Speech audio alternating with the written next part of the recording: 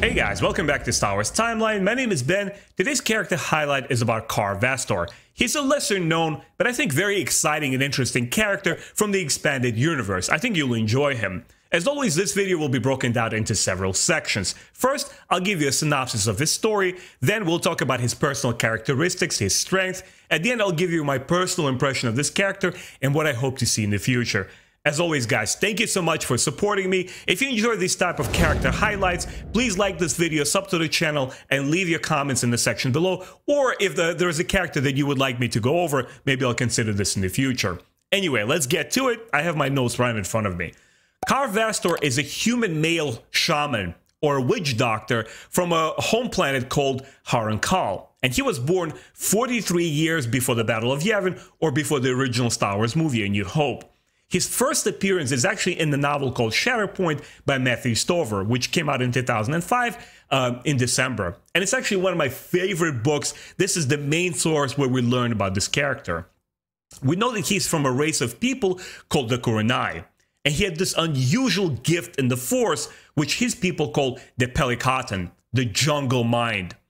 Now, he had a very tragic event called Summertime War, which completely transformed his home planet as well as his own destiny.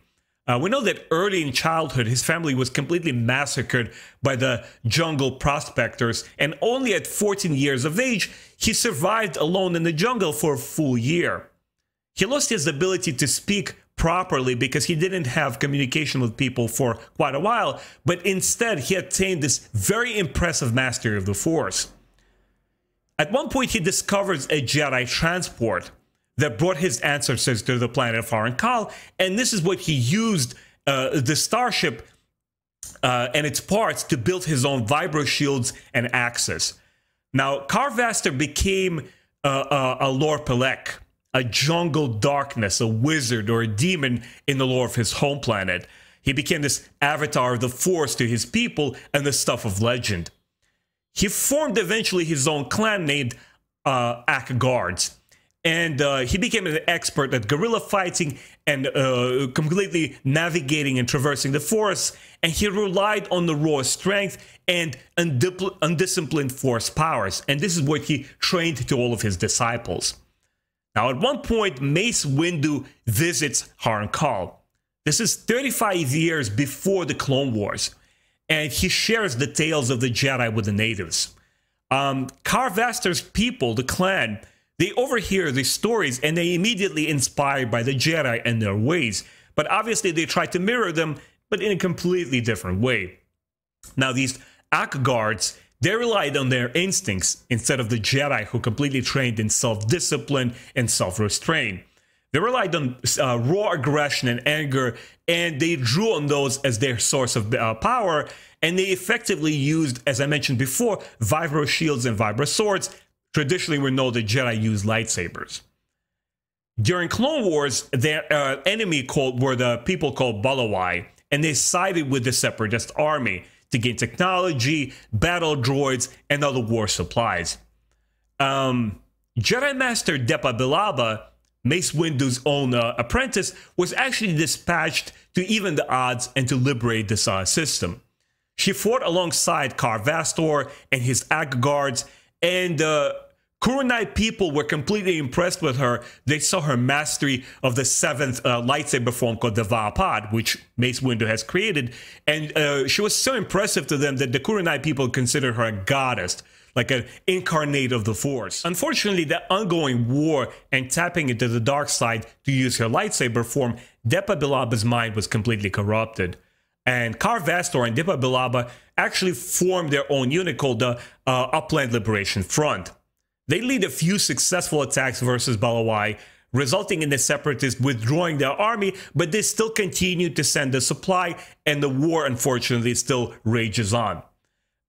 We know that Depa Billaba is eventually lost to Jedi Order, and the Council sends her master, Mace Windu, to retrieve his fallen student. Upon arrival to the planet, the Korunnai, Mace Windu is actually captured and later released by the Balawai people by the colonel called Gepton. And they track his movements in the jungle foreseeing the fact that he's going to actually reunite with his student and he's going to lead them to the Korunnai people. He comes upon the Liberation Front war party, but as a Jedi, he actually wants to sidetrack, and he sees there's Balawai civilians. There's children that are need help because some nearby volcano had erupted, and Mace Windu decides to do the Jedi. I think he said, okay, enough of this war for a second. I gotta sidetrack and help these people out. But the Korunnai people, the war party, arrives at the site of tragedy and actually slaughter all the Balawai. Kas Vastor takes Mace Windu to his camp, and eventually together they confront each other. They have a quick brawl. Mace Windu catches up with his student Depa Billaba, his whole mission to Korunnai, and he promises her pardon as long as she's willing to go back to Coruscant with him. Meanwhile, Kas Vastor travels around with his war parties, and he actually has Mace Windu's lightsaber, which he was able to take for his own. And this is how Mace Windu is able to track him to the Force by, sensing his own lightsaber. Shortly after, both Jedi, Mace Windu, his apprentice, and the Witch Doctor are all forced to join forces temporarily to defeat their enemy, the Balawai forces. Kar is constantly at odds with Mace Windu, his outlooks on war, his Jedi philosophies, his use of the Force, which results in the full-blown duel between the two. Now, Kas Vastor is much younger, he's faster, he's more powerful than his opponent, but Mace Windu, being on the Jedi Council and being much older and wiser, more experienced fighter, he actually defeats his opponent, and he injures Kas Vastor, but he survives, and he's taken into custody and brought to Coruscant. At the end, we know that the Korunnai leader is charged with crimes against the civilization, last invoked thousands of years ago during the Great Sith War. Now, this is not completely where Kas Vastor's story ends, but this is, I think, a good overall synopsis of his story and gives you a good idea what he's like. Obviously, I would highly recommend for you to read the whole Shatterpoint novel if this story intrigues you. Now, let's talk a little bit about Kas Vastor's personality and his powers. A lot of it has been mentioned before. We know that due to his resourcefulness and his survival in the jungle, he became very athletic, very agile, is very brutish kind of like man. He had the incredible speed and reflexes for his size. And he had this innate ability, because all of the jungles that surround him, that he kind of like mastered the Force in his own unique way, not like the Jedi, but differently. And we know that his choice of weapons were vibro shields, as well as the vibro blades, which were effectively used against the Jedi thousands of years ago, and he was able to deploy it actually with his clan.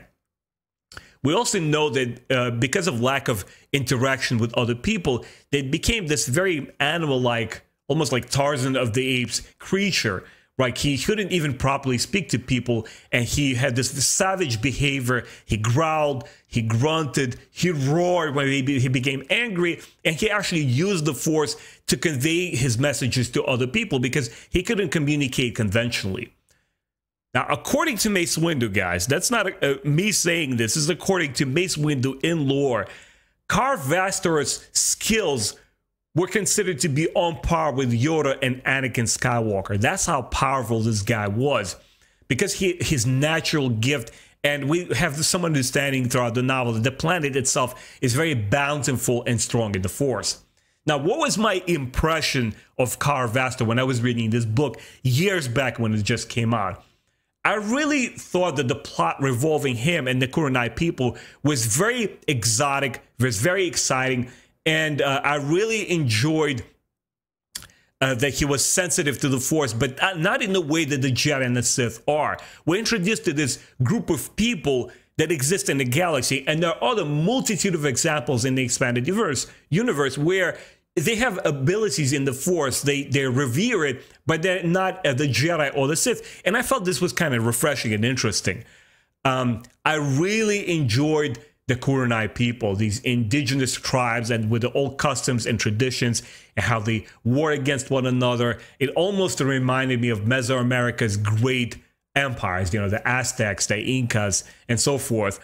And Another interesting fact in regards to Kas Vastor was that he was from the same clan that Mace Windu was from. So I'm reading this book here, and you know, it opens up with Mace Windu and he travels to this planet, but then we start learning about these other people of the same bulk as Mace Windu, also mastering the Force, but they're not Jedi. They're his clan's people. It was so exciting and so interesting. There's a couple of illustrations of Korunnai that you could find on Wikipedia and on Google. If you check them out, you could completely put a Mace Windu's likeness next to them and say, wow, this is really cool. So there's a whole tribe that Mace Windu belongs to.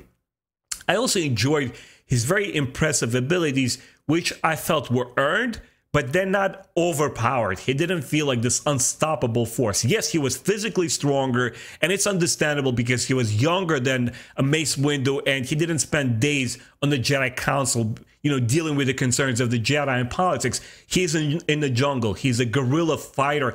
Obviously, he's going to be naturally gifted in the Force and stronger, but he was defeated because he wasn't as wise or as disciplined as Mace Windu, and it actually made him a very balanced and very interesting character. I enjoyed his brutish personality, and actually had sympathy for him as well. That, you know, we learned of his tragic past, his childhood, and maybe his means don't justify the end. That, you know, maybe he was a little bit of I'm thinking of Saw Gerrera maybe from Rogue One. That he was this guerrilla fighter who strongly believed in the cause of his people, and at least you get a little bit of sympathy there. You know, the Separatists came and they joined his enemy, and they supplied these droids and all this technology. You can understand where he's coming from. Now, what are my hopes for the future of Kas Vastor, maybe the Korunnai people? I think because he is a lesser known character and he doesn't have ties with other major characters. There's a couple of examples you could find through Wikipedia, but he's a lesser known character, and he's a perfect example of where you could basically extrapolate him from the expanded universe and put him in any modern story. I was thinking along the lines of Star Wars Vision, right? We had Qui-Gon Jinn, we had other characters like Ahsoka.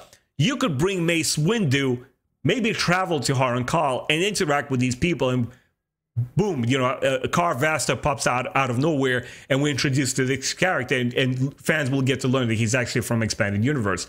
You could put him in books, right? We already have seen Shatterpoint, but maybe there'll be other examples where Mace Windu gets to travel to the planet. Maybe you could rework the plot or tell a completely different story, maybe hundreds of years before the Clone Wars, before the times of Mace Windu, how these original clans came about and the ancestors of Kas Vastor. That would be pretty interesting. I would love to see some connection to Mace Windu. Maybe even some Easter egg. Maybe Sam Jackson comes back as to reprise the role. You never know. This could happen. Or maybe via animated form, we see Mace Windu name drop Kas Vastor and his exploits during the events of the Shatterpoint novel. That would be pretty cool.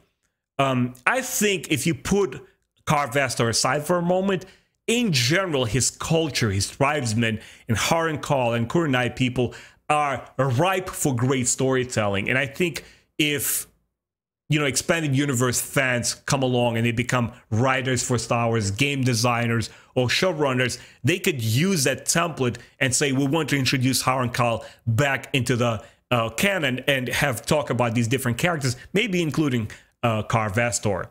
Anyway, guys, this was my character highlight. I hope you enjoyed. Please let me know in the comment section below if you have read the excellent Shatterpoint novel, which I actually recommend it to all of Star Wars fans. What are the particulars of the Korunnai people that you enjoyed? Maybe it was the artwork, maybe it was their storylines. What did you think of this whole war transpiring on the planet and how the Separatist Army was involved?